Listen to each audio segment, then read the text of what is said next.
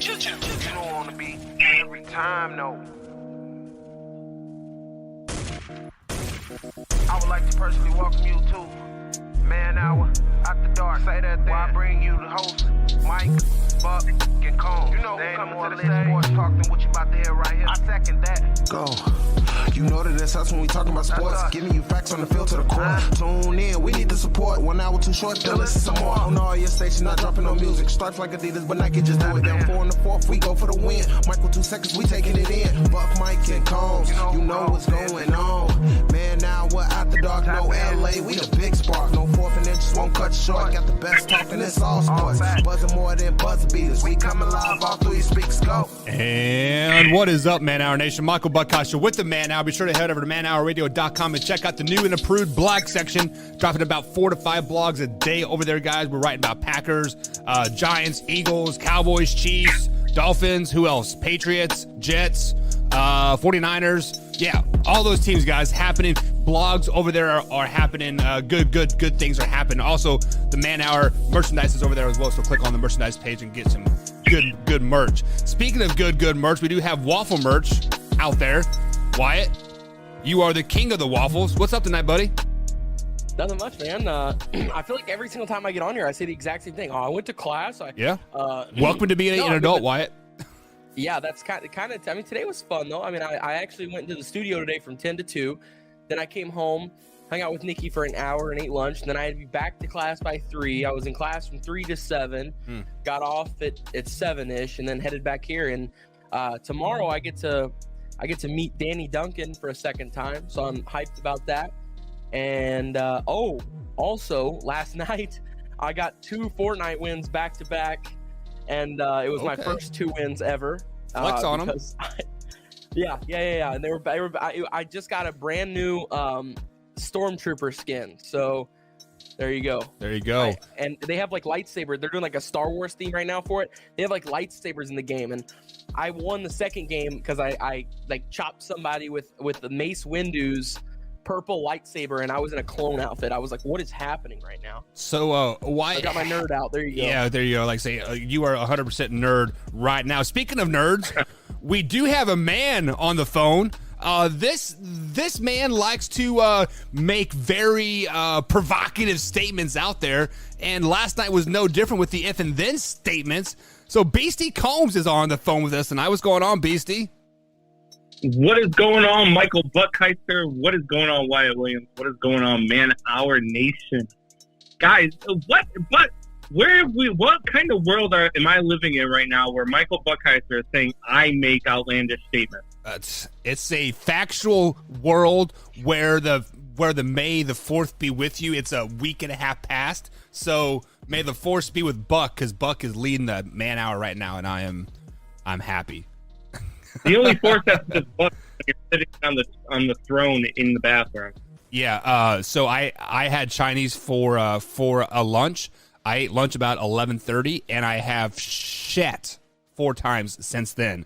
And they're just not little cat shits, right? They are like full blow out of O-ring. My butthole is red type of poops, right? It's funny they talking about cat shit. You know what a cat shit is like. Every time you go in there and you're struggling, you're like, oh yeah, this is gonna be a monster poop, and a little turd just goes bloop. You know exactly what I'm talking about. Everybody's been there. Jesus Christ. All right, so which one of my comments I want to talk about first? Okay, so Combs, last night we introduced a new game called If and Then, right? So it was it's like if I say this and then you say this. So let me give an example. Wait, let me give you. No. Let me give the people an example of a if and then statement there. So this one's going to be towards you, Combs. You can answer it first, right? If Brandon Combs sends Wyatt Williams his baseball glove, then it would be a miracle that he remembered to send Wyatt Williams his baseball glove. So Wyatt told me to do that, Combs. So yeah. Oh, before the show, I was like, oh, Combs is gonna be on. I was like, oh, we gotta mess with him about this. We have to. And then in the pre-show, we started talking, and you said, I was like, Combs, I have a question for you, and you said, no, Wyatt, I have not sent your glove yet. Like, boom. You want to know what's really funny about it? Is I'm out here in Milwaukee. I'm sitting in the hotel room, and last night I was leaving the shop, and one of the guys was like, yeah, I gotta go. I gotta get to my softball game. And I said, hey, you know what? Funny story. I actually have an extra glove in my truck. You mind if I play? But anyways, Combs, moving on here, there are some if and then statements that you were kind of outlandish about. And one of them was, I believe it was the Philadelphia Eagles. And we said A.J. Brown. If A.J. Brown gets 1,500 yards in the season, you said that the Eagles are still a 6-win team. I was kind of blown away by that because I think they are Super Bowl favorites. Like, if that happens, Wyatt said they're going to be pretty damn good, but you are on the exact opposite. Defend yourself, man. I don't. First of all, you say outlandish statements, and I think you meant to say truth. Last time I checked, Jalen Hurts is still their quarterback, and Gardner Minshew is still their backup. Mm-hmm. And regardless of having Miles Sanders, regardless of having A.J. Brown alongside with Devontae Smith and Dallas Goedert, some of the best weapons in this game, Jalen Hurts is still their quarterback. And this team is just not moving the needle for me. I don't see where they're at. Their defense is, outside of Fletcher Cox, suspect at best. I don't really care for the defense of the Eagles. I don't like Jalen Hurts at all as a starting quarterback. I'm sorry, but I don't. Out of 32 starting quarterbacks, he's got to be between 30 and 32. No. Yeah. How is he not? How is he not, Wyatt? I'm not saying he's top 10, but dear God, he's not 30 to 32. He threw for 3,144 yards, 16 touchdowns, and 9 interceptions, and had a QBR of 48.5. He's a rushing quarterback with no weapons, no offensive line, and no head coach. He's a rushing quarterback. You said it yourself. You're a rushing quarterback. So what good does having AJ come to the team and having freaking Devontae Smith do a rushing quarterback? You know what this is? This is a poor man's version of Lamar Jackson. Oh, don't you say that, because Lamar Jackson's trash. So that means Tua is like yesterday's news. So is Hurts. Jalen Hurts is worse than trash. Jalen Hurts is not a starting quarterback. The Philadelphia Eagles are not even going to win their own division. So, Combs, this is what you're missing here is, if A.J. Brown gets 1,500 yards, then that means Tua is not a 30-ranked quarterback in the league. He is probably top 15 at the worst. That means he is performing well. That means they are winning a lot of games. That means they're Super Bowl favorites. Tua, or not Tua, Hurts. I'm sorry, Hurts. No, if they had Tua, I might like him a little bit more. Not the big Tua guy, but Jalen Hurts just is not that guy. He hasn't been there. I said that after his rookie year. I said it after heading into last year, and I'm saying it again heading into this year. If they go into the season with Jalen Hurts as their starting quarterback, they are a 6-7 win team. Even if A.J. Brown has 1,500 yards. Even if A.J. Brown has 1,500 yards, because that means nobody else is touching the ball. And your point is what? Good Lord. Jameson says that the Eagles will win 9 games at most likely 6-7. Drew jumps in the set and says, howdy, boys. What's up, Alpha Rob, as well. So, Wyatt, you are an Eagles fan, it kind of seems like. You're kind of their Eagles fanboy. I'm not. Are you going to defend this 1,500 yards by A.J. Brown by making them, the favorites, or are you going to let just Combs, walk all over you? I'm going to let Combs just walk all over me. That's what it is. Okay. Well, hashtag waffle. Okay. The Eagles. No, the Eagles. First off, Fletcher Cox is not trash. That is a Buck statement, Combs. That is something that Michael Buckheiser would get on here and say. I said Fletcher. Would never. I say said that. Beyond Fletcher Cox, the defense is suspect. I said Fletcher Cox is the only person on on that defense that can play. That defense is The a rest top of 10 them defense. are- Graham, T.J. Edwards, Jordan Davis, who they just got. Have you seen Jordan Davis? He is 6'8", 350 pounds, and runs a sub 4.6, 4.7 40. He is a Oh. refrigerator that runs at 20 miles an hour, literally.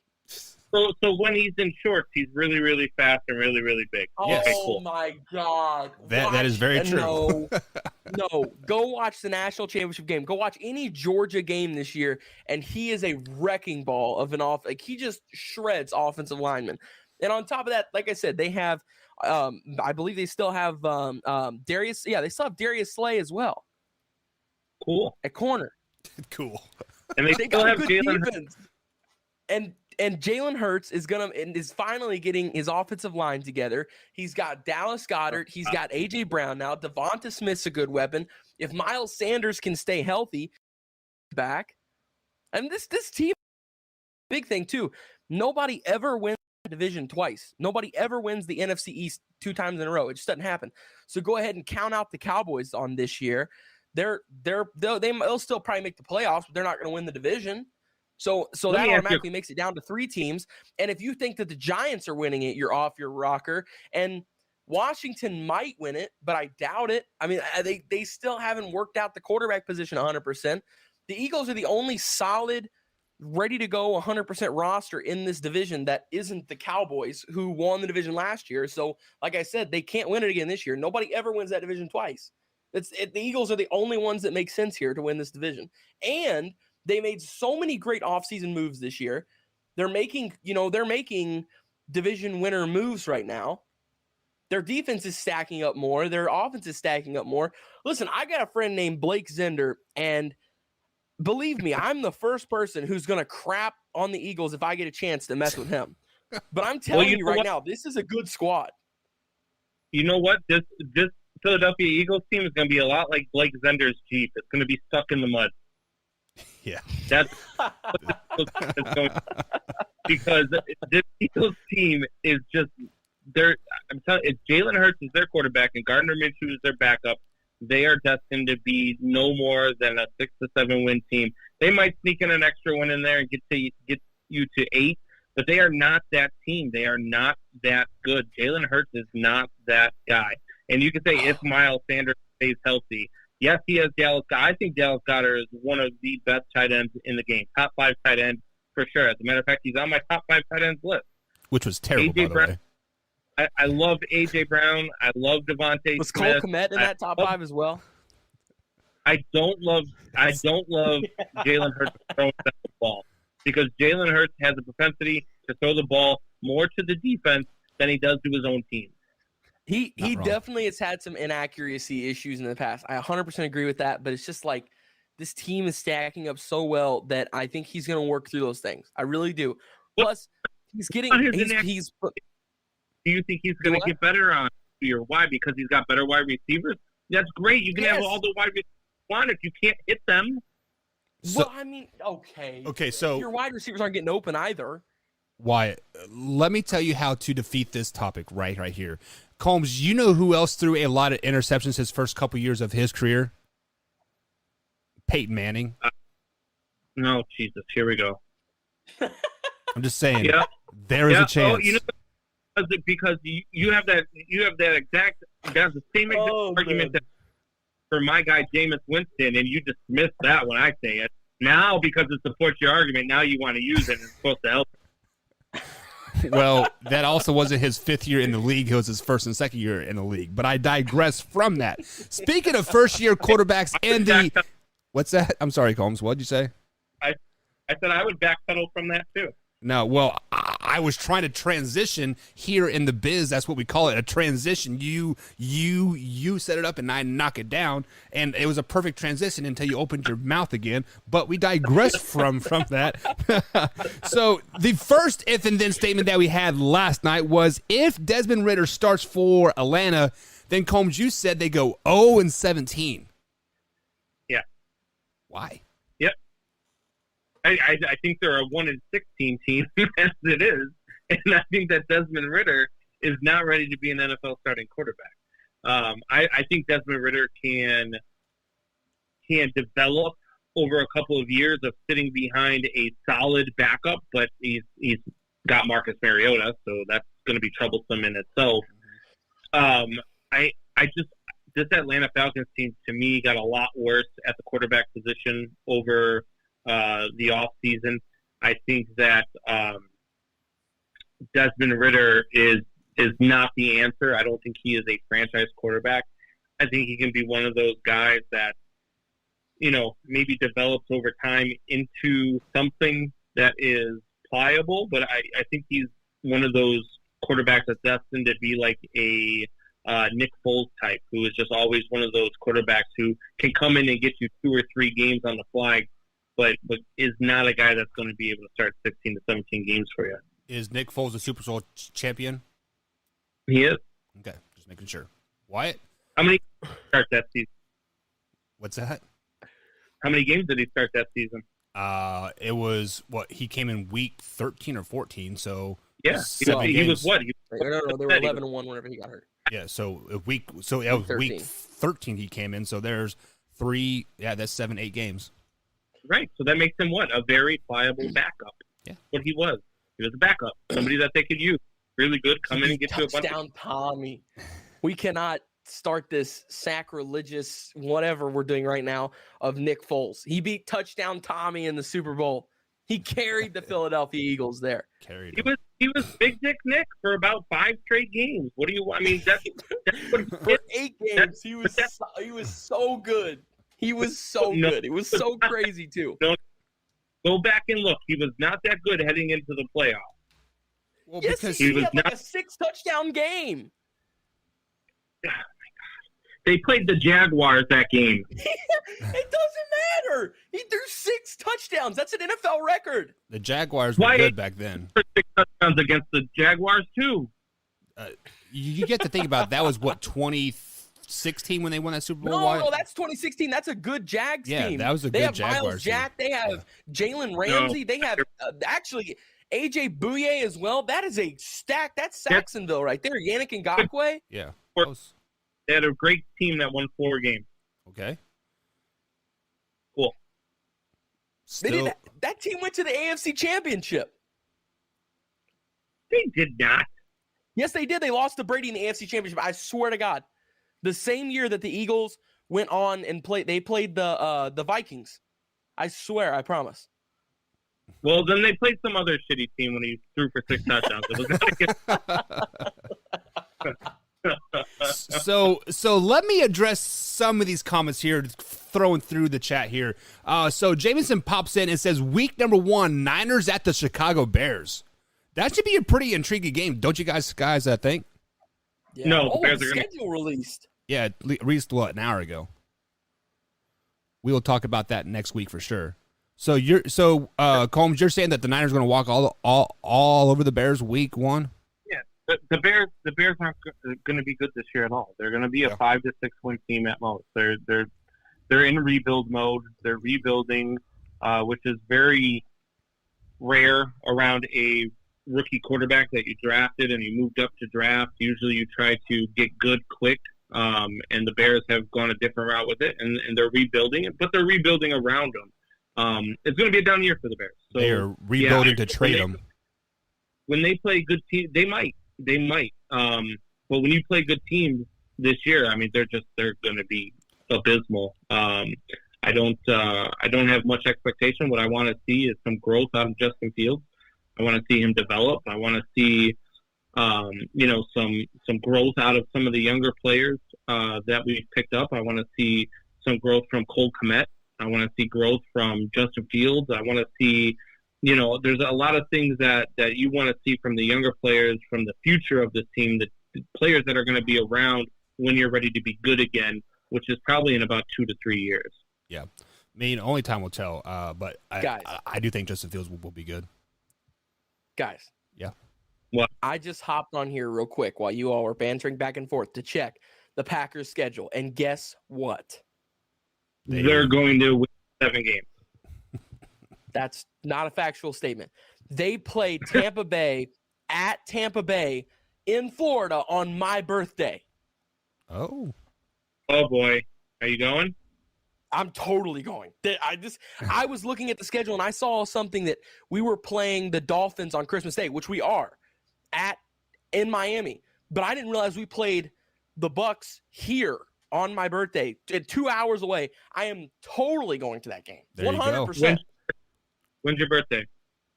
September 26th. September 26th? Yeah. Hey, Buck, we need to take a road trip September 26th to Tampa Bay. We could probably make that happen because that's Cindy's birthday month too. So Sweet. I would definitely have a hall pass. So the next comment that I want to address, a person says the 49ers should trade Jimmy G to Atlanta Falcons for Calvin Ridley, and he does know that Calvin Ridley is out all year. That's not going to happen. No. They drafted a quarterback, and they traded for a quarterback, right? Yeah, but I mean, look, you drafted Desmond Ridder, and you signed freaking Mariota. If you traded for Jimmy G, sure, but one of those guys is going in that trade, and I don't think you're getting Calvin Ridley. In that, Calvin Ridley is the new Josh Gordon, but with gambling. No, he's not. Instead of pot. No, Calvin Ridley is all right. The spending him was stupid too. You can't say that. You can't say that. Why can't I say that?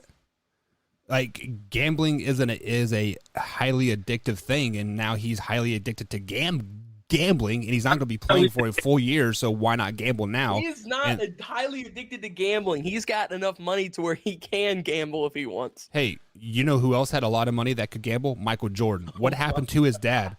Michael Jordan got his dad killed. Oh my God! Fuck. Let's go. Is that too soon?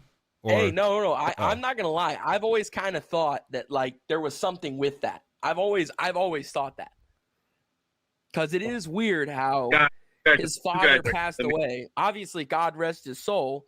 You know, it's a horrible thing, and you know it's awful for Mike. But I don't know, man. It's oddly convenient that at the time that Michael supposedly owed a lot of money with gambling, his father is found dead in a swamp in a car, just randomly. With no signs of suicide. On a two-lane blacktop with no streetlights, too. I'm just saying. That's weird. That's very weird. Combs said, that's it. So, apparently, Wyatt, you and Drew had the same birthday, so birthday twinsies. No way! Hey! Let's go! Also, so September is what? May, June, July, August, September. So, Combs, if we're going to Tampa in September, are you going to mail the glove before or after September? I'll bring it with me. Okay. I'm just making sure. So, make sure. So, are we taking your truck or mine? Wait. Just talk about Michael Jordan. I ain't sending. What'd you say? You cut out. I cannot wait for September. And go ahead. Somebody talk. Unbelievable. You go, Combs. I said the way you guys talked about Michael Jordan, I ain't sending you nothing. You are right. You are not sending him anything because you're driving down there and giving it to him personally. That's Nope. right. He said Ridley only gambled $1,500 and he wasn't active when he was on leave. So just because it's $1,500, that doesn't mean you're addicted, right? I don't know. Just saying. $20 is $20, right, Combs? If you know, you know. How many times have you hung out with Calvin Ridley? Twice, I believe. Once when he was about 16, 17, and then last time when he was 22. Okay. And so those two times make you very aware of whether or not he's addicted to gambling. But I do believe his dad is still alive, so he's not that addicted yet. Oh, my God. Oh, my God. Oh, my God. But Combs, that's so thanks bad. for being on, man. How did you feel about the if and then segment, Combs? Wait. Yeah. You're not even going to address the comment that I said that the Chiefs aren't making the playoffs? Oh, I forgot all about that. Yeah, I was about to say that was the one where I was dumbfounded on. Yeah. So, well, so I believe the if and then statement was if the Kansas City Chiefs don't make the playoffs, then blank, right? And I believe people were saying because Andy Reid was forced out. And was that you that said they were forced out, Combs? No, I said it's because it's par for the course because they're not. Right. Did we lose you? No, I'm here. Oh. I said they're not in the playoffs. But why? Like, why do you think that is? Because this division got better and they got worse. How did they get worse? They traded Tyreek Hill, which is starting to become a cancer in the locker room. They got 6 picks. Why is going to tell me here in about 5-10 minutes that they got an A+ in their draft, and they got Juju Smith, which is a great number 2 receiver to Travis Kelce. First of all, Juju Smith-Schuster is not a wide receiver that you can rely on to be your number 1 wide receiver. That's why I said he's a great number 2. No, because what's going to happen is they are going to realize that they can double team Travis Kelce and do not have to double team Juju Smith-Schuster. They are going to take. Right now, the Kansas City Chiefs are the 3rd best team in their own division. See, well, I don't know though. I think that's whenever Juju plays the best though, is whenever he's a number 2. I mean, remember how dominant he was whenever him and AB played together? Right. That's the best Juju Smith-Schuster we ever had because he was single They're covered. Juju Smith-Schuster is not that guy. Juju Smith-Schuster I is don't know about all that. What the way as good as the Chargers got this offseason. Are you kidding me? This Chargers team is much improved, and I'm not saying that they Kansas City Chiefs. Yeah, I'm not saying that they win the division. I'm just saying they make the playoffs. This is still a 10 or 11 win team. Just the problem is the winner of the AFC West is going to win 14 to 13 games. That's the problem. The only way they get in literally all 4 teams will probably have double-digit wins this year. They have to. The only way they get in is if all 4 teams from the division get in. That's the only way they're. So you're telling me that they're going to be last in the division, Combs? Yeah, I do believe they're the worst team in this division. Wow, yeah. The Denver Broncos are hands down the worst team in it, and in that division, and their star receiver Jerry Jeudy just got arrested and is being held without bond. So what the fuck did he do? Right? I mean, clearly they're not doing good things. Buck. What? I'm just messing with you. Oh, I was waiting to hear what came out of your mouth. That's all. I don't know. I don't know what he did because all I saw was Jerry Jeudy was arrested and being held without bond. Like I haven't read the article or like anything. So I mean, it could be as minor as he didn't pay a parking ticket in Florida, right? But obviously he did something wrong. The Raiders are better than the Chiefs right now. That Devontae Adams pickup was huge. Putting Devontae Adams with Hunter Renfrow and Darren Waller. A 29-year-old Devontae Adams, by the way. Derek Carr is going all that. Then they got Bilal Nichols. They went out and got what was the other big one? Chandler. Like this team is so good. Both of those teams, the Chargers and the Raiders, are heads and tails above the Kansas City Chiefs right now. And to me, you might be right, especially if they lose Jerry Jeudy. And for whatever, I hadn't heard that until you just said that. Yeah, it happened within the last. They got arrested today. Few hours, yeah. They are neck and neck with the Denver Broncos. The loss of Tyreek Hill changes the dynamic so much. And the thing with the Chiefs is, they're not going to be able to get better because of how much money they gave Patrick Mahomes. No, and Patrick Mahomes start losing weapons. We're really going to see over the next 2 seasons what Patrick Mahomes is made of. That is where you're wrong. That is where you're wrong. It's because Patrick Mahomes' contract is all toward the end, right? So it is very backloaded. So therefore, they're going to restructure, and make it all into signing bonuses, and they're going to be able to get the players that they want / need. Yes, they did lose Tyreek Hill, but guess what? He was becoming a cancer on that team. His ego was getting too big for his britches. We drafted a guy just as good as he is in Sky Moore. Sky Moore is going to be the rookie of the year. He is going to blow people out of the water. He is a dog. Sky Moore is a dog. I mean, when you have a name Sky, the sky's the limit, baby. Like, and then teaming up with Kelsey and McCole Hardman and Juju, and let's not forget about Josh Gordon. Josh Gordon is still on that team. If Josh Gordon is a shell of himself, they are a 15-win team, Combs. Congratulations. You drafted a guy who's named after the WNBA champion. Hey, congratulations.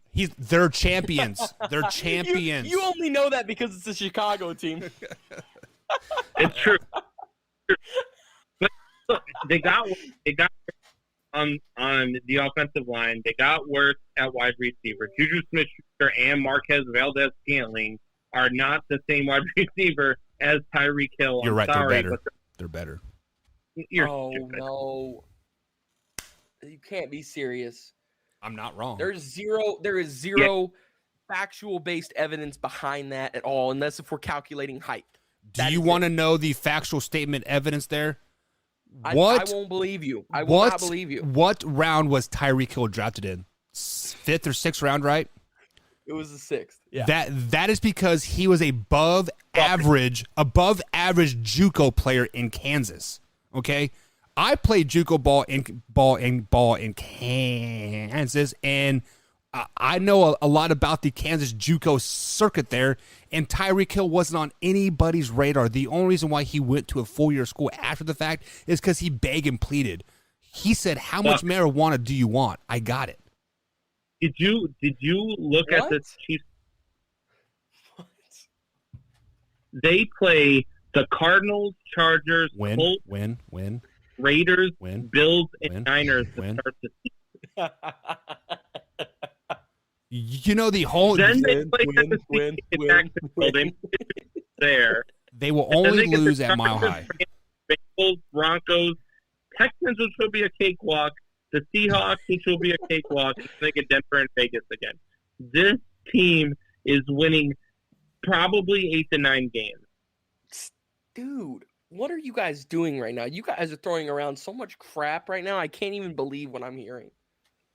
What you can believe, Kansas City Chiefs will be going back to the playoffs again. What? We'll be going to the Super Bowl again. Okay, here we go. I'm going to settle all of this. The Kansas City Chiefs will be in the playoffs. They'll win at least 10 games. There's no way they're under 10 games. And if they are, then the rest of it's like a Dwight situation where the rest of the office is like, Dwight, what do we do if you die? He says, if I'm dead, all of you have been dead for weeks. If the Chiefs are dead in the playoff contention, then the rest of the league has been dead for weeks. Okay? So first off, the Chiefs are making the playoffs. Second off, there is not a wide receiver in the league other than Devontae Adams that is as good as Tyreek Hill. There's not. That's a false statement. Therefore, Marquez Valdez-Scantling, therefore, Juju Smith-Schuster, therefore, Sky Moore, therefore, whoever you want to mention, McCole Hardman, they're not better than Tyreek Hill. I cannot believe I'm even saying this right now. So, hey, hear me out. Hear me out. Let me bring some logic to this conversation here, okay? Yes or no, is Patrick Mahomes a top quarterback in the league? Yes. Yes, okay. Is Tua a top quarterback in the league? No. Can Tua throw the ball 20 yards down the field? According to that video the other day, no. No, exactly. How did Tyreek Hill succeed running like his head cut off 55, 70 yards down the field? Patrick Mahomes can throw the ball. Tua can't.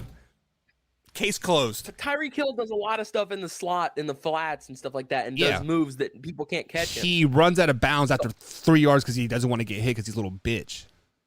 Hey, Wyatt. I can't believe this. What's up, Combs? If the Kansas City Chiefs win more than 9 games, I will dress in drag, and I will do the show for a month dressed in drag. Makeup, wig, everything. But if they win 9 or less games, you have to shave your head. Like bald? No, you have to. How about you have to get at least a fade? A 3-guard. On top? A 2 guard. Well, you don't know what a fade is, Wyatt? A 4 guard on top. How about that? I'll Yeah. give you a 4 guard on top. No, I'm sorry. I mean, Wyatt, a 4 guard is Why? still an inch and a half. You're so No. sure. I can't. How about a I'm 6 guard? positive. I'm positive of it, but I'm just not betting my hair. I don't know if Patrick Mahomes tears his ACL next year and Chad Henne's at the helm. Okay, let's put a disclaimer on it. Like I'm not putting my hair on Chad Henne's back. Are Well, you kidding me? let's It's getting shaved. put a disclaimer on it. If Patrick Mahomes plays 14 games or more, then the bet's on. Well, okay, well then no, because there's still like Travis Kelce is still an influential role. If Travis Kelce gets hurt, I think Oh my that takes a God. big dip. Here I'm we not- Hashtag There's waffle in way the too many chat. Factors. There's Why- way too many repeat- factors that could go way wrong and be completely out of my control. There's way Why- too many repeat that. factors to this. Wyatt, repeat after me. I am I scared will. to bet hair. No, here's what I will say. This is the most intriguing offer I've ever heard about the hair. You actually made me think about it for a second. Like we're getting closer. So How about this? I will applaud. I'm applauding you now, Brandon Combs. How about this? You made me think about it for a second. You have to dye your hair. How How about about that? I'll dress in drag. I will go to a drag bar where they do shows, and I will do a drag show.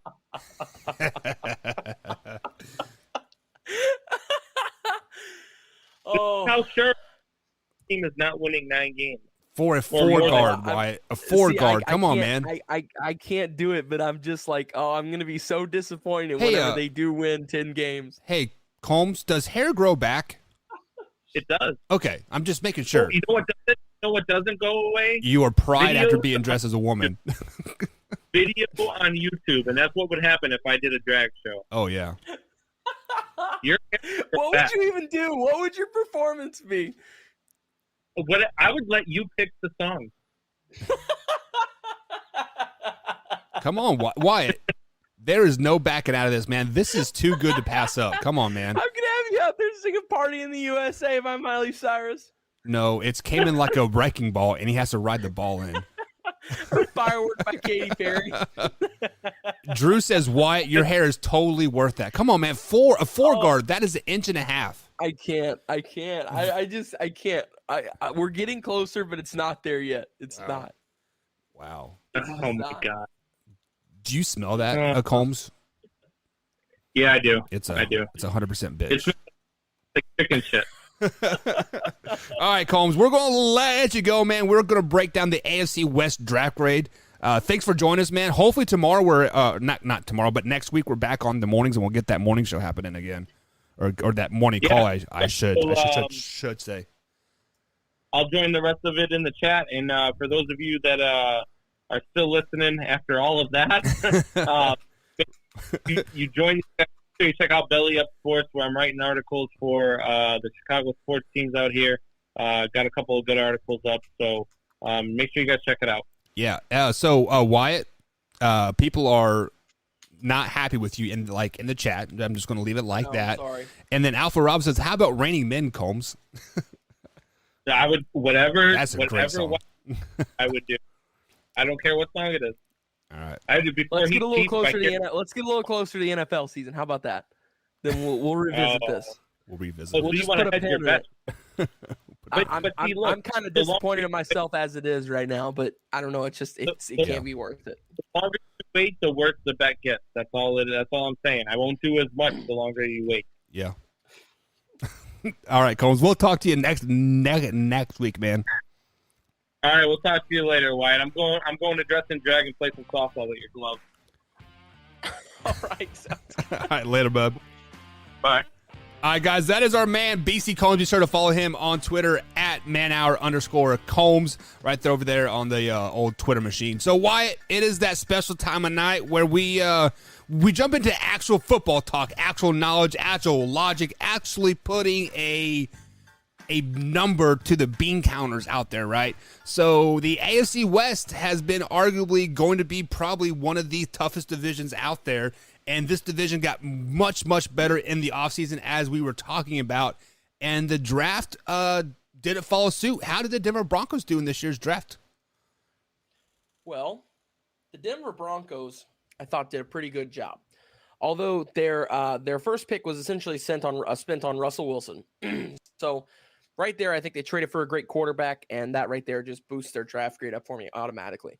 But then after that, in round 2, pick 64, they got Nick Bonitto, edge out of Oklahoma. And this guy is a killer off the edge. Killer with a capital K. This guy is crazy. His presence in the backfield is always known. He's a wrecking ball when it comes to getting into the backfield. And you add him with already the Chubb is there, Randy Gregory that's already there. I mean, this is already a stacked defense. Adding him on top of the fact that the offense added a incredible quarterback who is great at the game of football and is going to succeed very well, I believe, with this team. I think they really did great for round 2, which was their first pick. So then at round 3, they got who I think is the best, you heard me, the best tight end in this draft, Greg Dulcich, tight end out of UCLA. They just got rid of Noah Fant. So this team already needed a tight end. They were already down one right there. So I was expecting them to take a tight end early, and I thought Dulcich was going to be their guy. And sure enough, it ended up being Dulcich is a really great tight end who's got awesome vertical threat skills. His route running is really well. I mean, he doesn't drop a ball. If it hits him in the hands, he's going to catch it. He also adds to your blocking side, and he's not the biggest, but at the same time, he's just a really good blocker for his size. So I really like Dulcich, that round 3 pick there, and I really like the round 2 as well above it. Now moving on to round 4, Damari Mathis and Ioma Uwazurike, I cannot say his last name, cornerback out of Pittsburgh and defensive tackle out of Iowa. Thought they did a really good job here in the 4th round, just continuing to pad that defense, which is something they always do. They're always adding to the defense, and they started with the exact same thing in the 5th round with DeLauren Turner-Yell, safety out of Oklahoma. And I also like their theme that they went with here. They went with a lot of guys who have either played together on the same team or played together in the Senior Bowl or the East-West Shrine Bowl. A lot of these guys really spent a lot of time together and already started creating those bonds. So I like that they did that as well. Then they got Montrell Washington, wide receiver out of Samford, just adding to the wide receiver depth here, especially now we don't know what's going on with Jerry Jeudy.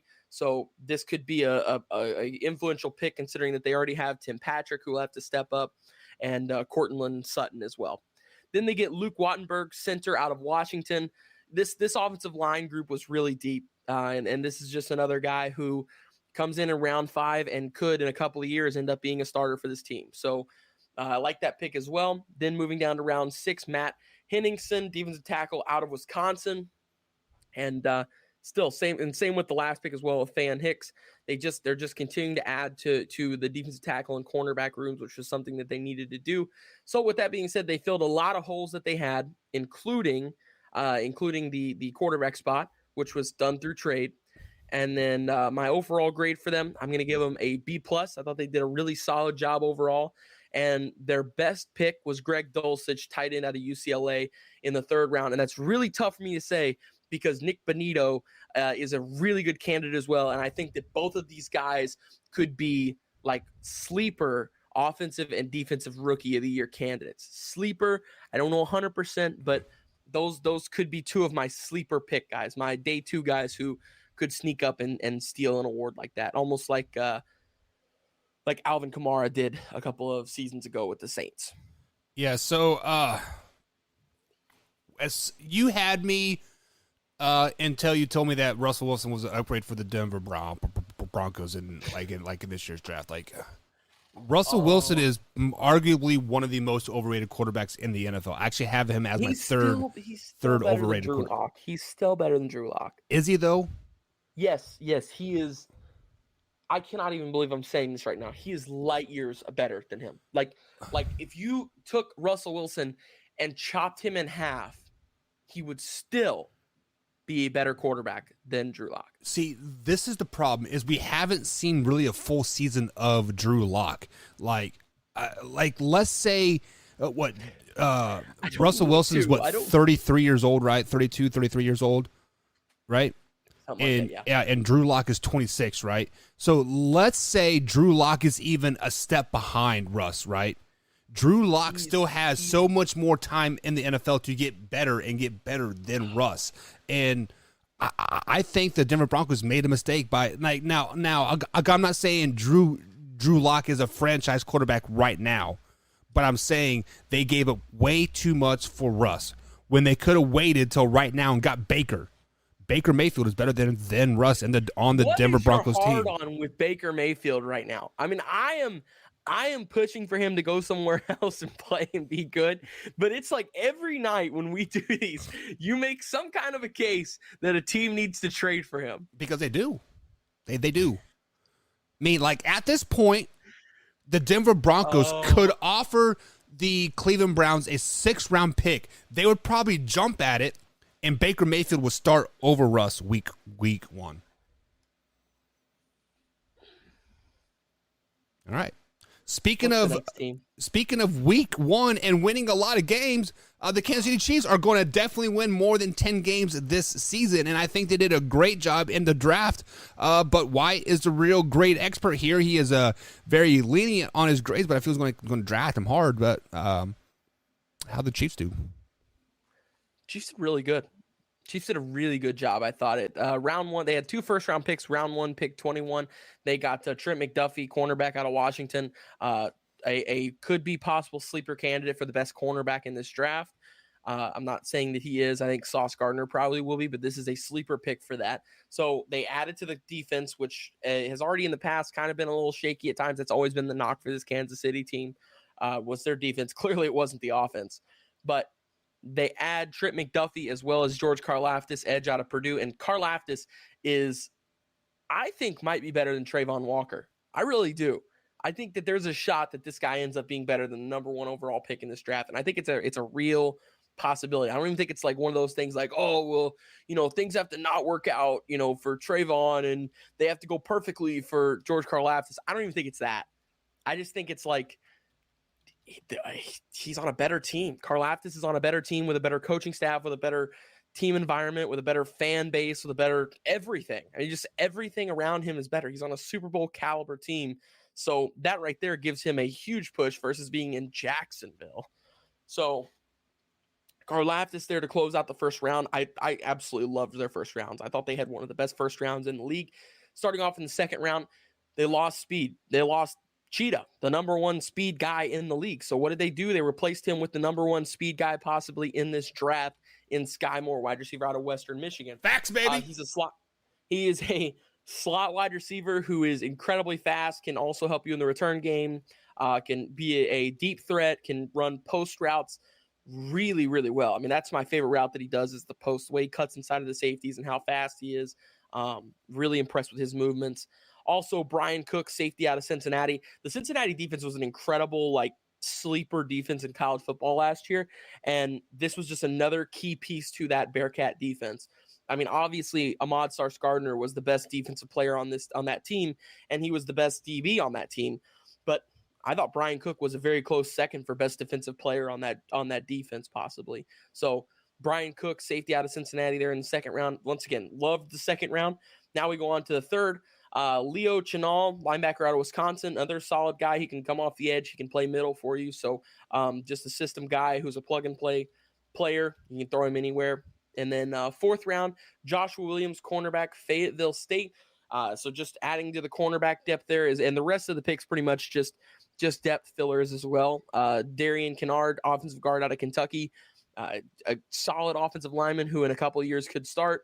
And then as we look down into round 7, they got 2 corners and a running back being Jalen Watson and Nazeeh Johnson are the 2 corners out of Washington State and Marshall, as well as Isaiah Pacheco, running back out of Rutgers. And he is obviously a good running back, runs the ball really well downhill. So for a 7th round pick, I was pretty impressed with what he does. So yeah, I thought they did a really good job, and their best pick for me was round 2, pick 54. Actually, no, I take that back. I'm going to change it last minute.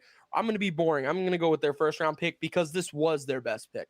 Round 1, pick 30, George Karlaftis, edge out of Purdue. I think he's a day 1 impact guy on any team in the NFL, and the Chiefs got a real steal with this guy. He should have been, in my opinion, I thought a top 15 prospect, but he just fell, and the Chiefs ended up snagging who could be one of the best players out of this draft. So really impressed with their picks. Karlaftis was their best pick, and their grade for me. Buck said earlier I was going to give them an A+. I am not going to give them an A+, but I'm going to give them an A. So there you go. That is satisfactory. But let me tell you a little bit about Sky Moore, Wyatt.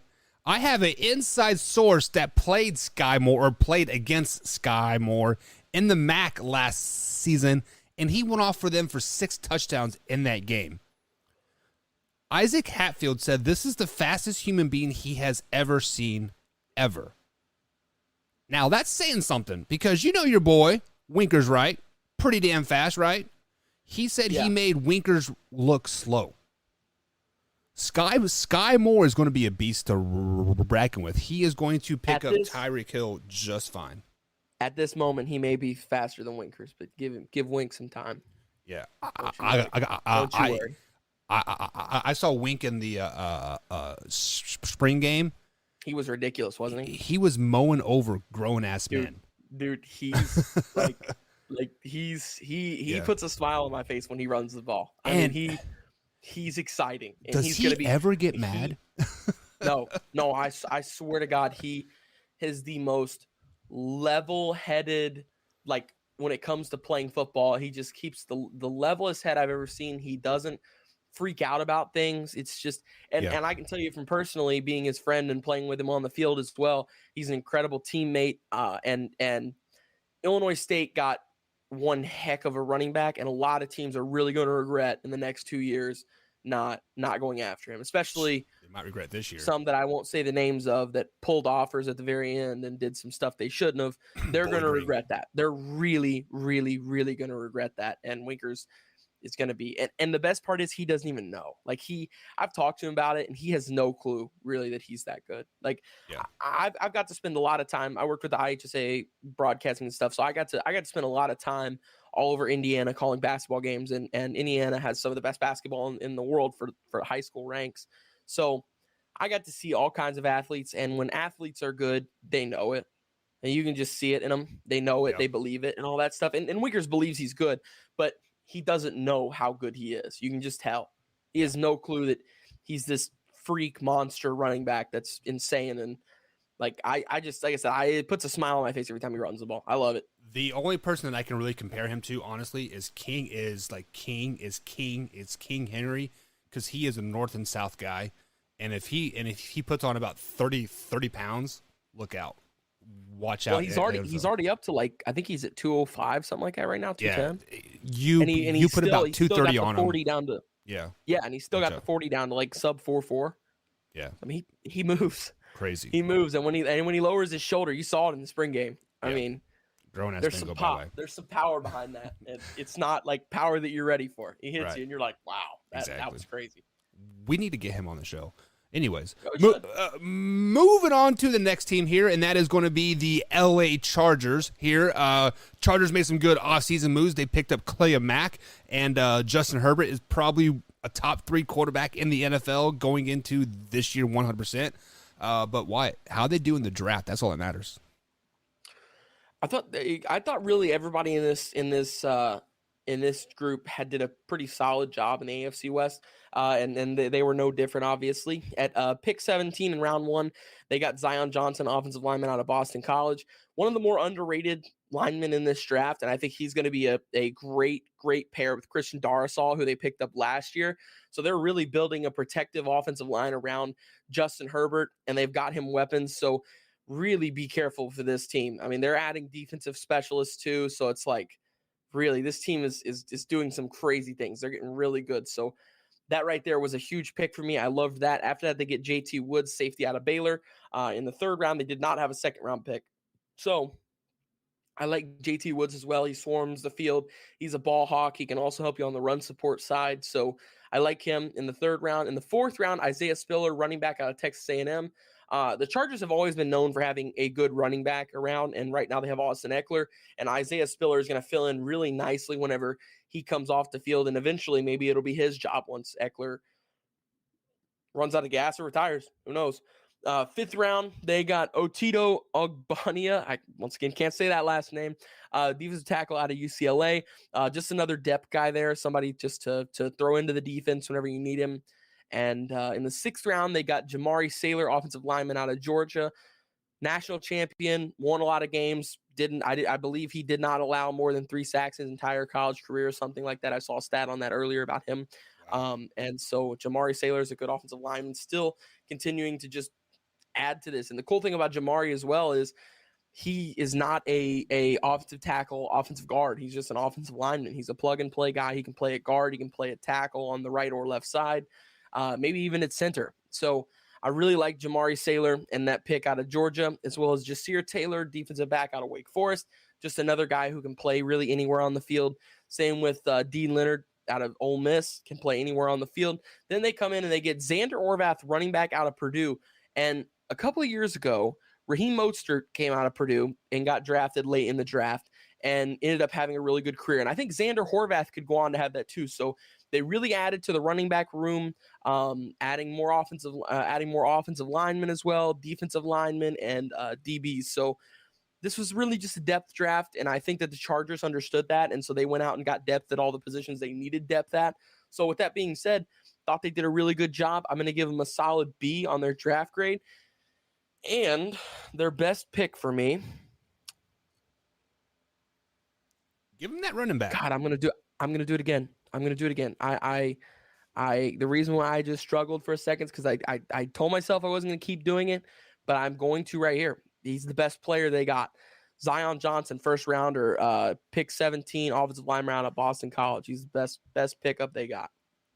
Yeah, like I was looking through the colleges, of like who is producing the most NFL players and like all that stuff, just out of curiosity. Purdue has secretly produced a lot of NFL players that are really good, that are like flying under the radar type thing. Yeah. Drew Brees. I'm talking about Rondale Moore for the Cardinals. Like I think he is going George to explode. Karlaftis. Yeah, I mean, he's going to do really good this year. Like I don't know what they're putting in the water up there in Purdue, but they're doing something right. And yeah, up there in West Lafayette. Yeah. So congratulations to those guys. Speaking of something in the water, there is obviously something in the water in Vegas because it seems like everybody wants to go there right now, including Davante Adams. And just like the rest of the AFC West, they did a lot of work in the offseason. But how'd they do in the draft, Wyatt? Well, what they had to work with in the draft, they did pretty good. They traded away their second round pick and got Davante Adams. He's the best wide receiver in the NFL. It's just that simple. He's already got chemistry with their quarterback. While he is 29 and probably only has 2 years left of his prime, he's still Davante Adams. He's still ridiculous. And if him and Carr can get on the same page that Aaron Rodgers and him were on, which I could totally see it happening because they had that connection in college at Fresno State, if they can get on board with that early, this team's going to win a lot of football games and a lot of really important football games. So right there off the bat, I gave them a huge boost up because they got Davante with that first and second round pick. After that, in the third round, they got Dylan Parham, offensive guard out of Memphis. This offensive line needed some padding, and they did that. They added him as well. In the fourth round, they got Zamir White, running back out of Georgia. This is a pretty interesting signing because I actually think Zamir is going to get a lot of touches this year, because Josh Jacobs' rookie deal is coming to an end, and they're not 100% sure if they want to sign him again.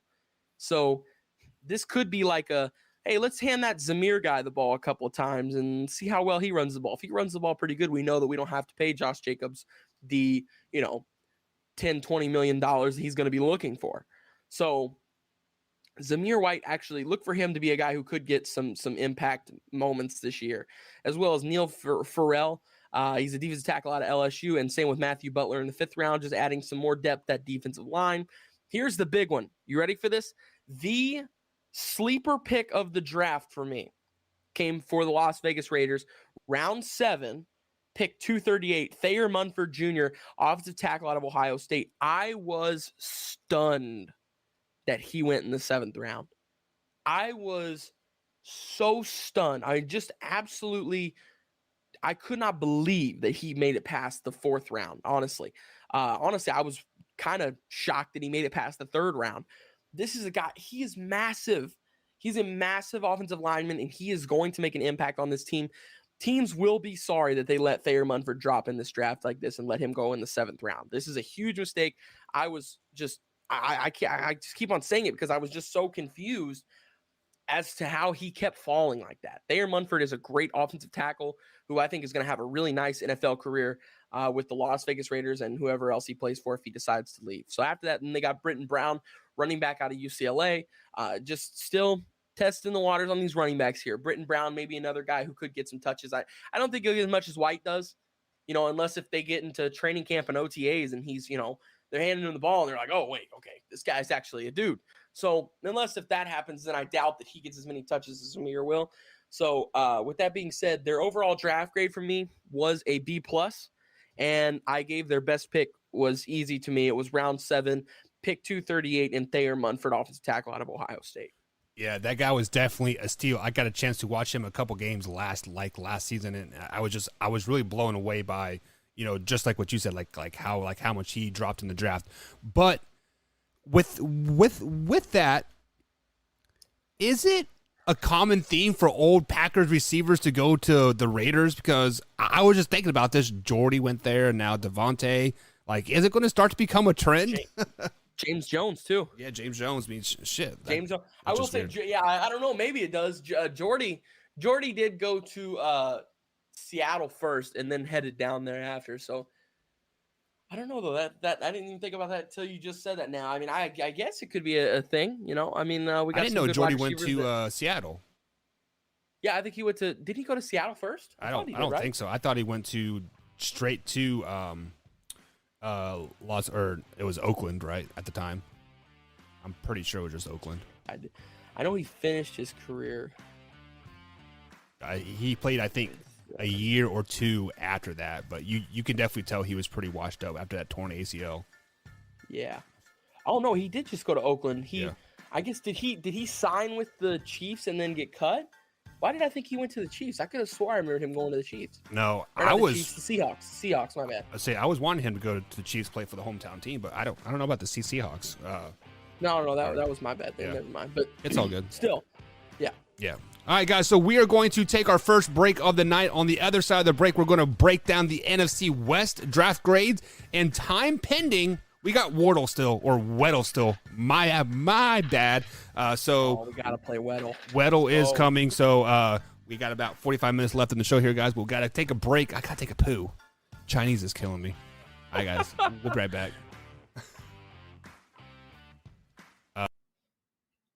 Hey, gang! It's Commissioner Cooper from TSS Fantasy.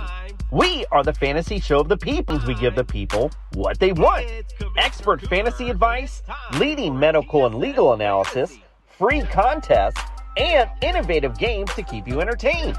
Watch us live with the Tiki Live app on the Belly Up Sports channel, subscribe to us on YouTube, or follow us on all social media platforms. Visit TSSFantasy.com today for all the latest updates from the fantasy show of the people. We put the fun in fantasy. The mayo over sour cream, yeah. Right. That's because you have high cholesterol. Okay. If you drafted Julio Jones, you got ghosted.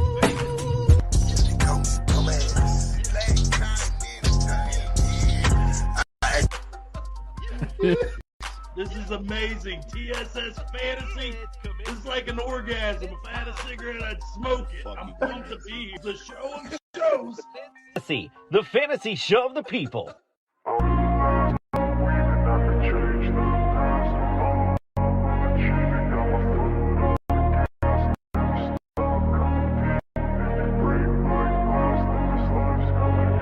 Invest in my name, check no restraints, I'm obsessed with the pain. I ingest, I retain, assess and I change. Be free one day from society's restraints. Money, clout and fame, mud, disease, a plague. We all love to hate, have to play the game, have to make a name. All our insecurities are on display. This is war with the enemy, think that it was meant to be. Living in a time where disease is on every screen. I won't let them fester me, I know most are festering. Negativity is a plague for the mentally weak. No mercy, it's working, never stop searching, never quench the thirsty. I'm toxic and psychotic, with this logic, you can't stop it. It's been chronic since I was a boy, so neurotic and chaotic. Go! To last with the webs I'm weaving, I could change the past with all I'm achieving. Got my foot on gas, never stop competing if you break. Check that mic and make sure it sound right, boys. And welcome back to the Man Hour, guys. Michael Buckhosh along with D. Wyatt Williams. What's that? I didn't know you came back. I thought the music just started. I was like, well, it looks like I'm starting here. And go, no, I'm back. It was definitely a power poo there. But so no wipe needed. It was straight solid that time. I was pretty happy. That was the first solid poo since about 2 o'clock. Why are you turning so red, man? Like, do you not? First off, there's so many things in that statement. You haven't had a solid poop since 2 o'clock. How many times do you poop a day? Well, today I had Chinese, so this is my 5th time exploding the toilet apart. Like, yeah, it was hands down the best Chinese I've ever had. But see, that's the worst. I've probably lost 5 pounds at least today. You after, right? It's always the best Chinese to get you after. It can never be like, and the bad stuff gets you too, but it's always the best stuff when you actually enjoy the food. You're like, oh my god, that was so good. Then you get home and your stomach's like, making all these crazy noises. Wyatt, I drove 10 minutes to the Chinese place. I ate, right? And it was a 10-minute drive. Which one did you go to? China Garden. Or Chinese Garden or whatever. It's Preston Highway down by Churchill Downs. But okay, you're way out there. Yeah, I work right across from the street from UPS. But I stopped at the stoplight, and I thought I was going to have to hang my butt out of the car. Like, that's how fast it hit me. It's like, boom. I'm going to dominate your butthole for the next 4 hours of your life. Man, it was so bad, Wyatt. Like, there are certain things that I would like to enjoy in life, and wiping my butt till it bleed is not one of them. Like, I just don't enjoy it at all. Like, it sucks. I mean, like, I'm going to probably have to poo again here in about an hour. And I'm definitely going to be using some baby wipes because the toilet paper is like, I think I got a dingleberry in there that's just hanging just right because like I can feel it and I got to like itch it. Okay, you know? all right, we're good. We're good. Thumbs up. All righty, guys, Thumbs it up. is time to get back into some NFL talk here, and we have broke down all 7 divisions, so that leaves us 1 division left, and this is arguably one of the toughest divisions. Actually, why the West in general is going to be super, super tough. So starting with a team that started very, very hot last season and then fizzled out, that's the Arizona Cardinals. Why? How'd they do in the draft? Well, first off, I would like to say I feel like I've been pretty easy on a lot of these teams on their drafts. Yeah.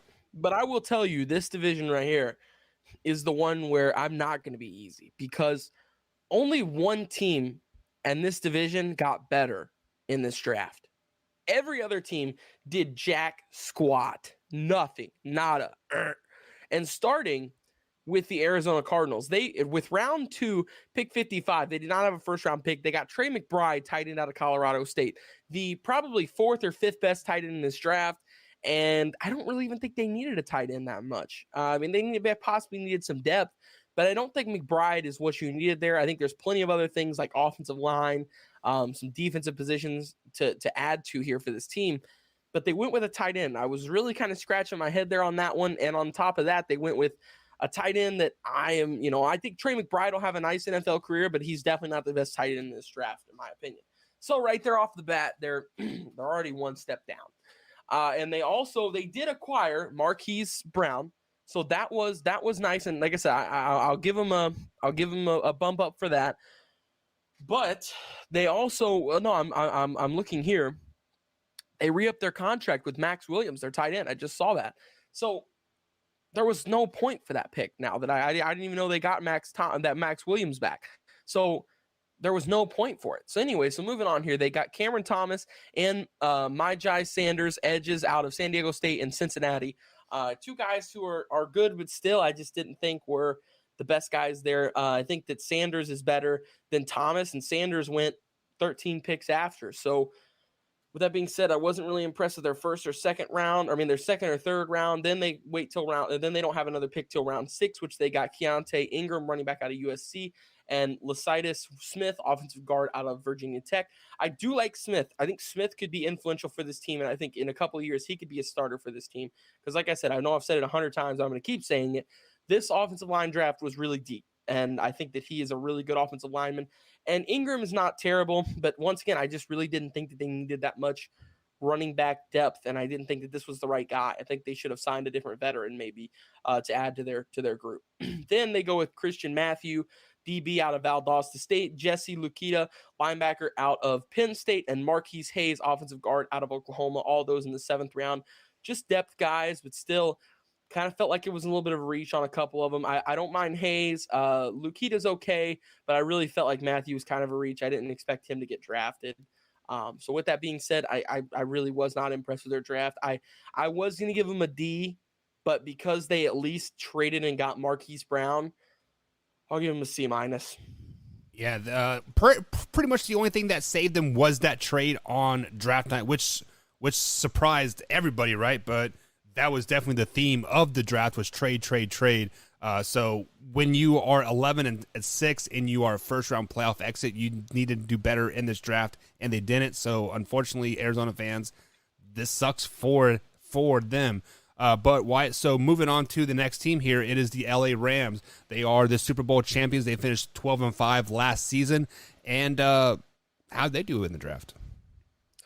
Well, the Los Angeles Rams, once again, this wasn't the team that I was saying had a really good draft. So that leaves it down to 2. It's either the Niners or the Seahawks, and I won't say just yet. But with that being said, I really just wasn't huge on this draft either. I didn't think they did anything crazy. They didn't have a first or second round pick, obviously, because they traded for Matt Stafford. So accounting that in, I give them a bump up for that because they got a Super Bowl out of it. So bang, right there, they're up a little bit. But their draft after was just so average or bad at every single pick that there was nothing else I could really go off of. Bruss in round 3, Durant in round 4, and Williams in round 5. I felt like all were stretches. Should have been picked. All of them should have been shifted one round down in their picks. Then round 6, Quentin Lake, safety out of UCLA. Wasn't a big fan of the safety pick there. I didn't really think that they needed to get him. And then cornerback, Darian Kendrick out of Georgia. Still just didn't think that there was a cornerback needed there. And then in the 7th round, I really thought their best pick was the 261 in 7th round, A.J. Arcuri, offensive tackle out of Michigan.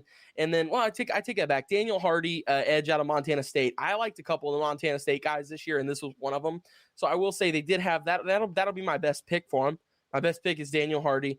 But overall, still just kind of wasn't a bad draft, but it was just an average draft. It wasn't like there was nothing, that stuck out to me here with their draft class. So with that being said, I'm giving them a C on this, just average, not a little above average, not below average, just a C average. So yeah, and then like I said, their best pick for me is it's Daniel Hardy. Yeah, so the one thing about this draft for the Rams is I did like their defensive picks because their defense is very old. It's a very aging defense, so they are going to have to start plugging and playing some of those players at some point. I think the average age on the defensive side is 29, and that's old in the NFL. So they definitely start to rebuild. And I mean, I'm not saying it was a splash draft by any means, but they definitely added some depth and some pieces that they'll use 2-3 years down the road. So they do got that going for them. So the next team in the division here is the San Francisco 49ers. They are a 10-7 team regular season, but when Jimmy G is healthy, they're a damn good playoff team, and they make it to the NFC Championship. Deebo Samuel's won it out. He's still on the teams. Draft is over, but how'd they do it in the draft? Well, first off, in the 2nd round, they went with pick 61. They got Drake Jackson, edge out of USC. And while I get it, the Niners are great at developing these defensive line talents. I get all that. And I thought this was a good pick. I thought that he'll add nicely to their defense. I still just didn't think that was the right pick. Next, this is really where I got confused with this draft was Tyrion Davis-Price. When are the 49ers going to stop drafting running backs? When is going to be enough? They have Elijah Mitchell. They haven't even given Trey Sermon a shot yet. I mean, this team, are they going to continue adding running backs every single year? It's almost like what the Dolphins have going on right now. So while Tyrion Davis-Price, I really like him. I really do. He had the great game this last year where he broke the school record of rushing at LSU. So, I mean, Leonard Fournette, there's plenty of legendary running backs that have gone through there. But Tyrion Davis-Price, I just thought he had a couple of good games in college, and I think he'll be an impact guy, but it just depends on if they'll actually hand him the ball. They didn't even give Trey Sermon a shot last year at all. And now they've got him in the third round, Davis-Price. I don't know. They're just adding – it seems like they're adding running backs senseless here. It just doesn't make sense. So after that, they got Danny Gray, wide receiver out of SMU. Thought that was an okay pick. I like Danny Gray. After that, Spencer Burford, and he is an offensive guard out of Texas, San Antonio. So another guy, I like the offensive line depth here with that.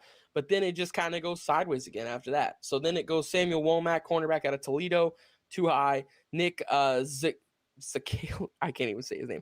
Zakelj, offensive tackle out of Fordham. I watched his tape as well, and he's a solid guy. Then Kalia Davis, defensive tackle out of UCF. He will add nicely to their defensive line. I think they'll develop him pretty well. Here is their next pick in the round 6. Tariq Castro-Fields, I thought he was going to be a round 3 or 4 guy, so I will say that was a good pick for them, getting him in the 6th round. I don't know why he dropped so far, but I thought he maybe could have been a round 2 guy or a mid-round 2 guy. So him falling to the 6th round kind of surprised me a little bit, but regardless, that was a good pick for them. And then round 7, once again, they're just getting picks that they don't need. Why they got Brock Purdy, quarterback out of Iowa State, and it does not make sense. I didn't understand the move at all, because you've already got Jimmy Garoppolo. You don't need to add to that, and then you've already got behind him. Why am I forgetting? Trey Lance. Trey Lance. Why did I just forget his name? Anyways, you're getting Trey Lance as well, and so you didn't really need to get a third quarterback here, but they did. And like I said, there was a lot of just picks that I was just scratching my head. Why did they get that? Why did they do this? Why did they do that? So with that being said, I still gave them a C. I thought it was average. I thought they had a couple of good picks here and there, but actually I take it back. I'm going to give them a C-. I thought it was a little below average. I'm going to change that. I'll give them a C-. Looking at it now again, I think it was a little below average, because while they got some good players, they just didn't get the right guys at the right times, and they're continuing to, for some weird reason, add backs, quarterbacks and running backs that don't need to be on the roster. So with that being said, yeah, I wasn't too fond of it. I thought it was a little below average, and their best pick for me was Tariq Castro-Fields, cornerback out of Penn State. You are overlooking that quarterback from Iowa State, that Prudy guy. I got a chance to see him play against Kansas State a lot the last couple seasons, and he is good. He is going to be a very valuable backup in the league for many, many years. When the 49ers trade Jimmy G or cut him or do whatever they do, he is a perfect Trey Lance copy and paste guy. So let's say Trey Lance happens to go down. He is almost a carbon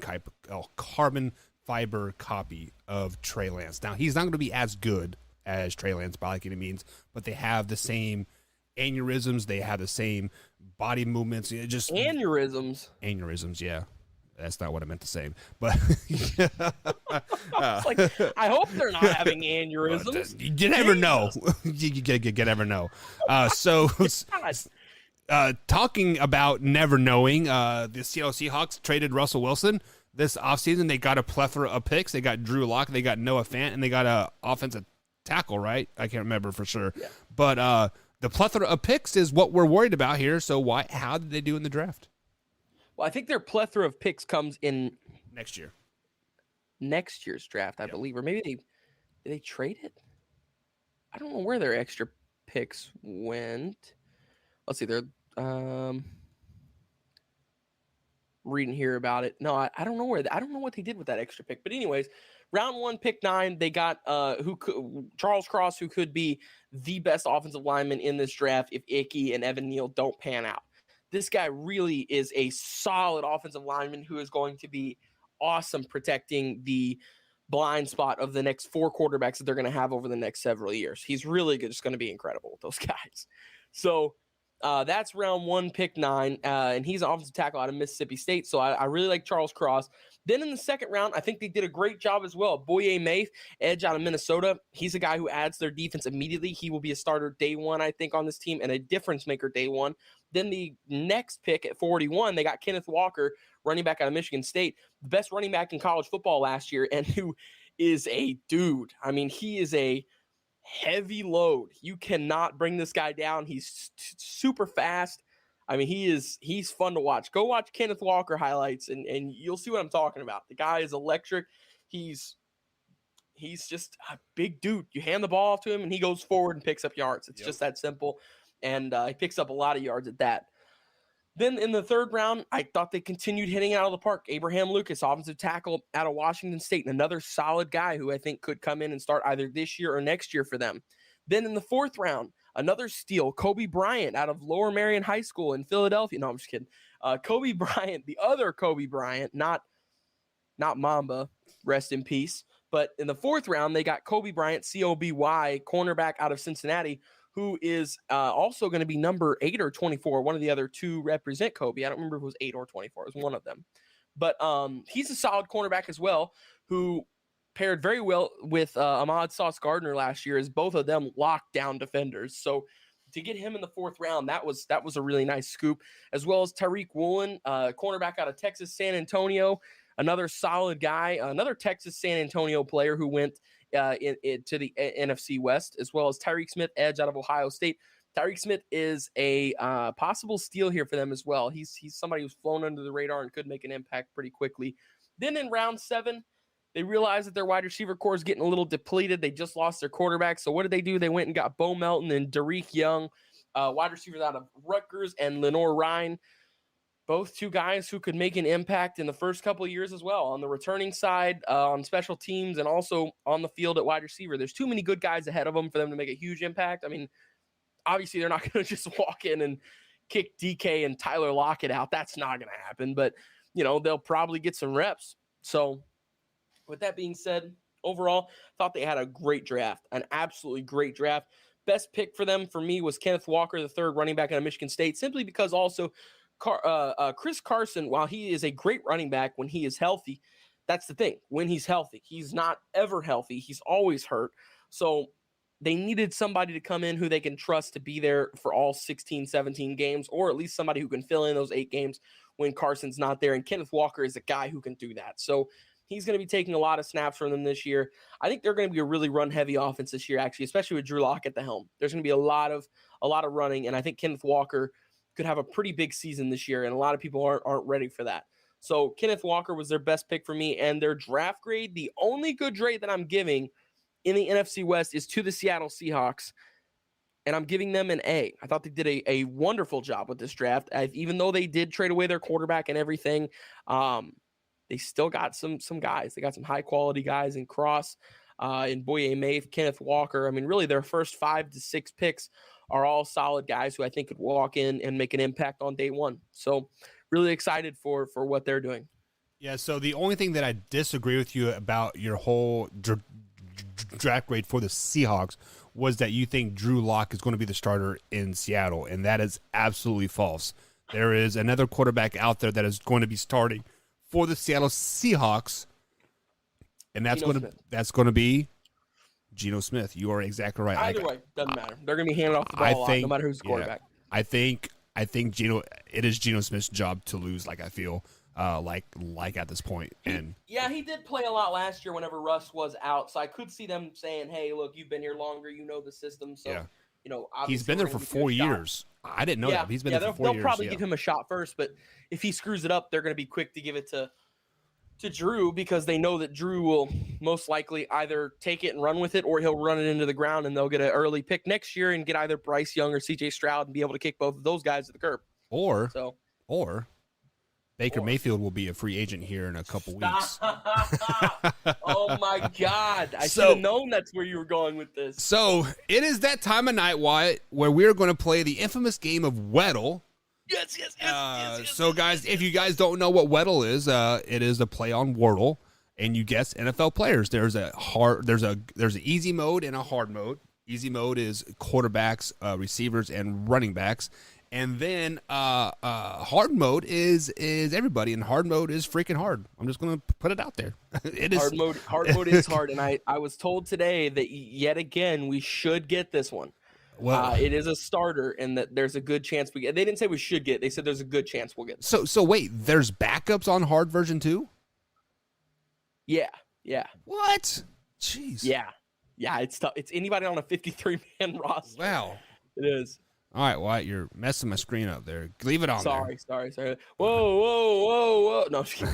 there. You're making me sick. All right, here we go. You ready? Are we starting with Patrick Mahomes per the usual? Yeah, I mean, we haven't missed yet, have we? That's true. Let's do it. Oh, and we missed today. That's an AFC player. So it is an AFC player, Yeah. and it's not a quarterback, and they're shorter than 6'3". They're under the age of 26, so they're very young. Yeah. They're above the age. I mean, their number is above 15. So right off the bat, I start thinking running back, right, or wide receiver. Well, possibly. short wide receiver seem to be more common, right? My first instinct was to guess Tyreek Hill, but we found out he's 29 years old, so it's not him.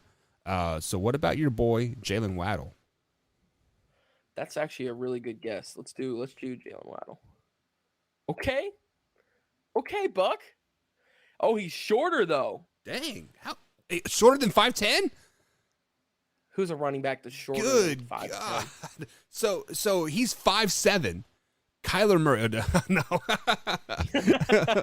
Oh, wow. So somebody shorter than Kyler Murray in the NFL in the AFC, huh? So it's AFC. It's AFC North or South too. And we're looking at a running back, huh? And it's got to be a running. There's no way there's a 5'8" or 5'9" tight end. There's literally no way that does not exist. Yeah, no. Unless you're playing maybe high school football and the guy happens to be jacked. Yeah. Okay, that's the only reason why that would ever happen. Even then, if he's jacked, you'd probably put him in as nose guard. Let's just be honest. Yeah, that's true. So it's got to be an RB, and they are either 5'9" or 5'8". They are the age of 23, and they are 19 and above is their number. So AFC North running backs and AFC South running backs. So we're going to first of all we're going to eliminate the Browns because Chubb and Hunt are both older, right? Yeah, they're older than 23. Yeah, so this guy has to be a rookie in the last year. So Gus Edwards, Why am I maybe blanking? Who? Gus Edwards, running back for the Baltimore. That will give us a division too. Let's try that. Gus Edwards. Okay, so it is an AFC South. Running back. Okay, AFC South running back. Huh? Oh man, Gus Edwards is 27. I didn't even know that. Yeah, I thought he was only like a couple years in the league. Huh. Me too. But so, anyways, AFC South, he hasn't played much. so Texans, AFC Colts, South, Jaguars, Titans, huh? Yes. Which is they are a running back in the 23. Robinson. James Robinson. Gotta be. There you go. Bingo was his name. Oh, there you go. I was thinking AFC South running back, short and young still, and he's got a higher number than 15. Yeah, like that fits perfectly. I was thinking Jalen Mack, right, for the Colts. Like he's pretty young too, isn't he? He's only second year, third year in the league, right? Yeah, I think so. Okay. Well, there you go. We nailed easy again. Now the fun begins, Wyatt. Let's get this hard. Now this is where we get stumped. Here we go. The warm-up's over. Let's start. So you want to start with defense again, like we did yesterday? Yeah. I kind of like that. We started with Darius Leonard, but we probably shouldn't do Darius Leonard again because it's not going to be it can't be an AFC South player on defense as well. You know what I mean? Right. Yeah. So I say we go in a different direction. NFC. Maybe a linebacker, NFC. You want to do Devondre Campbell, Packers wide receiver or Packers linebacker? Yeah. Oh, Campbell. Okay. Linebacker, 6'3". We're moving. NFC. We're moving, and he's young too. Yeah. And he's young. Well, less than 28? I can't agree. I don't got my glasses on. right? He's at least 2 less than 28, so he can't be 27 or 26. Okay. So he's 25 or below. So a And he fairly is young a linebacker in the NFC. In the NFC South, East, or West. Okay.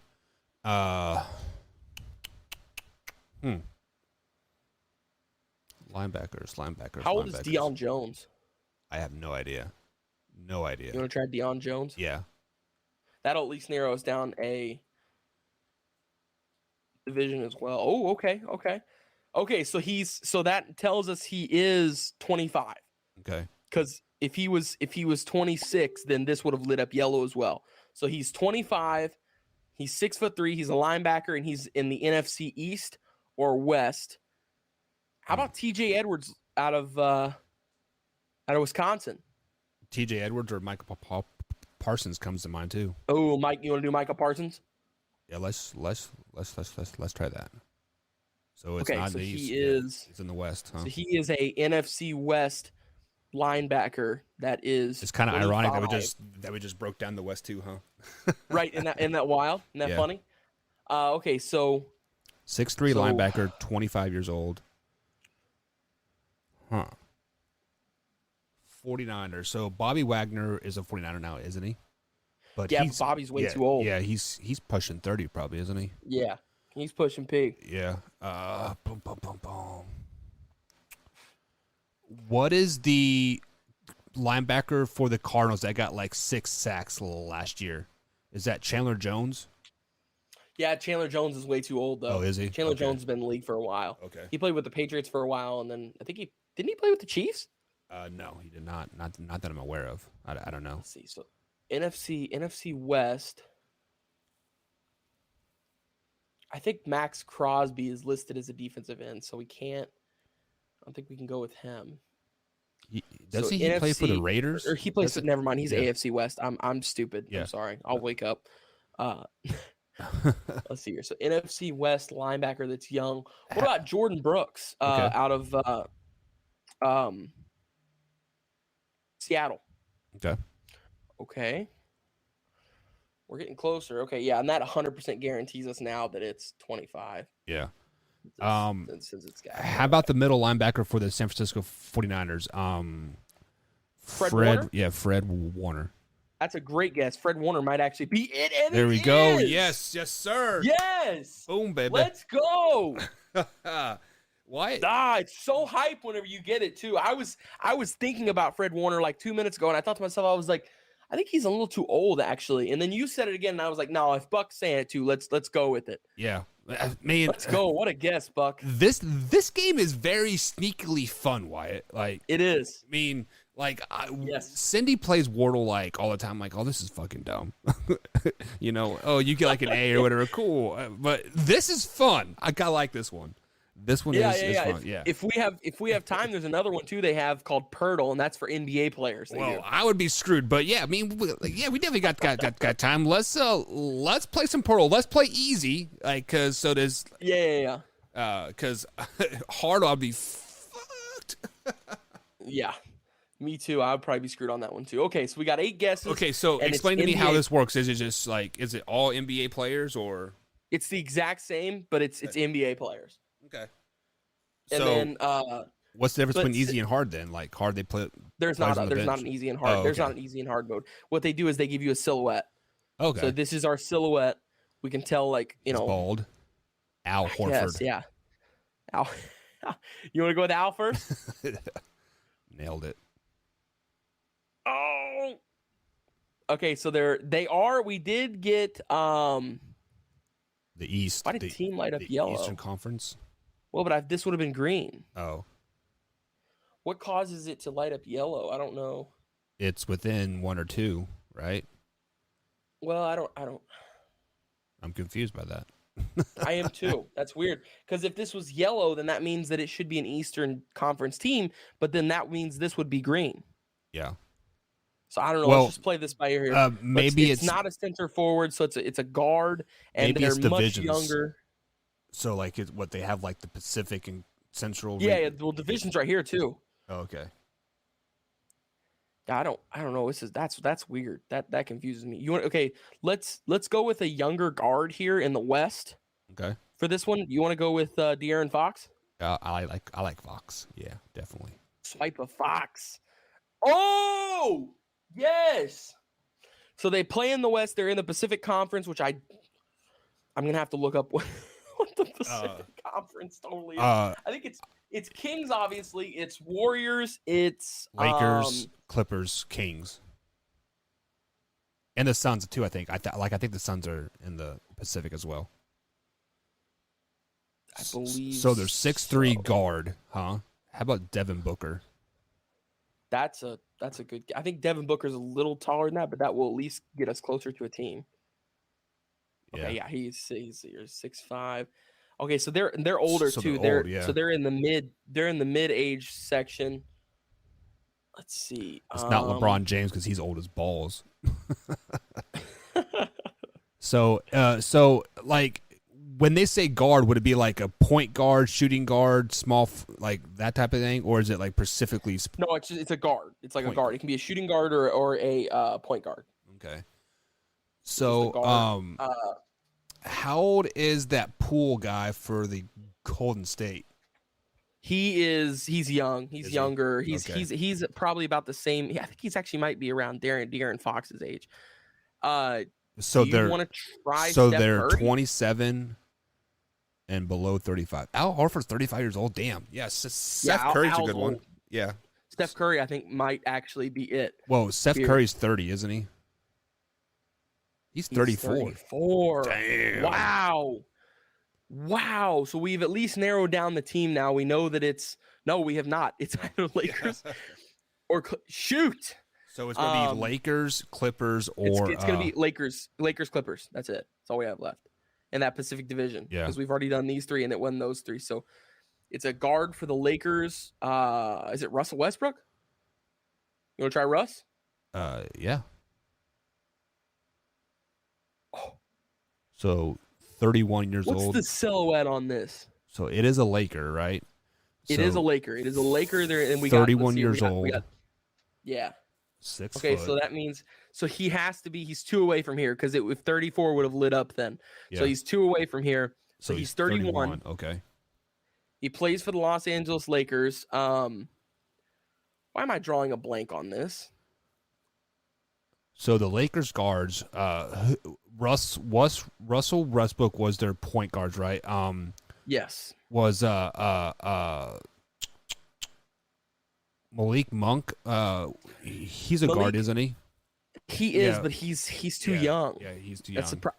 I'm how old is Kendrick Nunn is what's coming to mind right now, but the problem is I think Kendrick Nunn might be. Is it possibly Avery Bradley too? Is it the 2 guard for the Lakers was Austin Rivers, right? Doc Rivers' son. Yeah, he played a little bit. I think. Yeah. I think it might be. I'm thinking it might be Avery Bradley. He didn't play too much last year, and a lot of people don't realize he was on the Lakers. I got a really big feeling it might be him. Okay. Because he's got to be 30 or 31. He is a guard. He's about 6'3" I would say. He's somewhere right above 6 foot. Yeah. So let's put it in there. Avery Bradley. There you go. He's not bald. He's just receding. He's just receding. Let's go, Wyatt. Go. Yes, sir. Yes. Man. We're ridiculous at this. We are too good. You are ridiculous at this, yes. This is fun. I love games like this. These are, yes. Yeah. It gets me excited. Wow. I'm surprised there's not a baseball one, to be honest. Let me check. Dude, we're not playing baseball. We're talking to... We'd have to have Brandon Combs. Yeah. What's it called? Is it called... Is it Wendell? I don't know. I didn't even know these games existed until Tuesday. No, I don't know what it is. I'll try and find a baseball one, and then whenever we have Combs on, Combs take a stab at it while we sit back here and guess what it could be. He would freaking jack off to that. 100%. All right, Wyatt, we are up against the time, man. It's been a great draft breakdown. The NFL schedule is officially out as of, 7 p.m., I think, East Coast time when it's officially released. Speaking of which, did you see that Twitter troll account where the guy was, like, leaking all the NFL games, got like 10,000 followers? Like, what? Yes. Like, and he was totally just making shit up. Yeah, it's just like there was a guy a couple of years ago who made a Twitter account of a fake athlete and like posted that he was getting all these offers and stuff, and 24/7 Sports gave him a 4-star and put him on there as like the top offensive lineman in the class or a top 5 or something like that, and he didn't even exist. Like this guy didn't even exist. Wow. So it's just like, oh man, it's one of those things where in life you can totally just fake it till you make it. It's crazy. It is like that movie on Hulu, right? Like where the 19-year-old girl was like piss poor broke and made like a $9 billion company or something like that. Like, did you hear about that? I forget her name was like Faith something, like what was her name, but yeah. I haven't heard of that. I should watch that. That sounds really good. Yeah, it's very intriguing. Apparently she was taught to talk in a very, very low voice because women with low voices, they listen to them more, I guess, or something. I don't know. It's kind of weird. But anyways, starting next week, guys, we are going to break down all of those NFL games. We are going to download the playoff football predictor, and we're going to give you guys the division winners, the playoff winners, and the Super Bowl winners here in the next couple weeks. But Wyatt, each night, do you want to break down a division or break down a team? What do you want to do? I say we do a division. That'd be fun. Okay. I feel like we did the division thing that we did tonight or what we did for the last week or so was good. Okay. So since we ended with the West, let's start with the West. Let's start with the AFC West on Tuesday, Wyatt. Tuesday morning, if we have a morning show, and if not, it'd be Monday night. So either way, next show. You're gonna make the hardest one, the first one, the one where I really gotta think exactly more than anything else. Oh my god. We are going to see if you're going to put the Kansas City Chiefs above 10 wins or not, and see if that drag bet is going to be on. But anyways, Wyatt, any closing thoughts before we head out, man? Yes, be safe. Everybody have a great weekend, and Man Hour Nation, rise up. All right, guys, we'll see you next week. Hey, what did you name that guy again? Rich Strike. That's right, Rich Strike. Did you know that he pulled out of the Belmont State, so there won't be a triple winner then? A triple crown? He pulled out of the Preakness today. I saw that. I was really bummed out. Yeah. Well, at least Wyatt, take notes, pull out. Don't be a dummy. Come on or tell me.